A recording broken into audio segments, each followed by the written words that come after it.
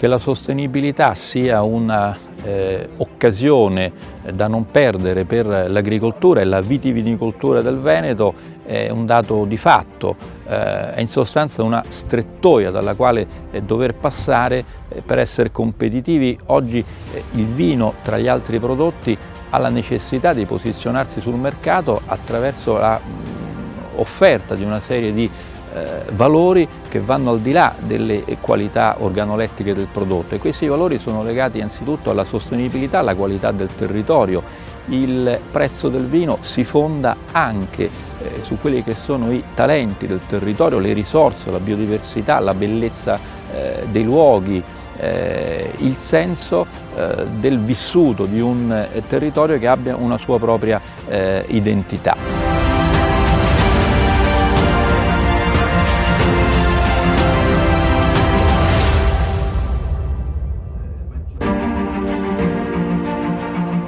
La sostenibilità è un valore assolutamente crescente, lo vediamo in tutte le ricerche, gli studi di tutto il mondo. Fino a qualche anno fa molti pensavano che fosse un fenomeno socioculturale sostanzialmente limitato alle persone più snob, di fatto sta diventando nel mondo un fenomeno assolutamente di massa, di grandissimi numeri,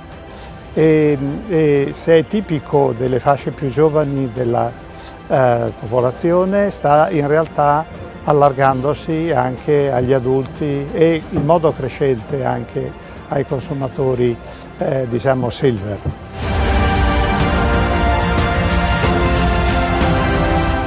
Non c'è un posto migliore per parlare della compatibilità tra l'ambiente e la produzione vitivinicola come il Veneto. Sicuramente è un territorio vocato, grande orgoglio anche nazionale, ma che necessariamente deve fare i conti con la sostenibilità ambientale e anche con la richiesta da parte dei cittadini che un territorio appunto orgoglioso della propria vocazione però non venga in qualche maniera schiacciato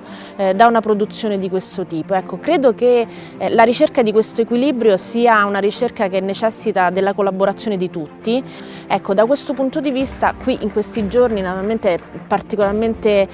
importante il tema anche del riconoscimento UNESCO delle colline del Prosecco, rispetto al quale noi di Legambiente abbiamo anche lanciato una provocazione per dire che per noi ben venga il riconoscimento UNESCO, ma solo e soltanto se accanto alla bellezza, all'estetica che naturalmente anche noi riconosciamo, c'è proprio questo percorso di sostenibilità ambientale. Non c'è bellezza senza sostenibilità.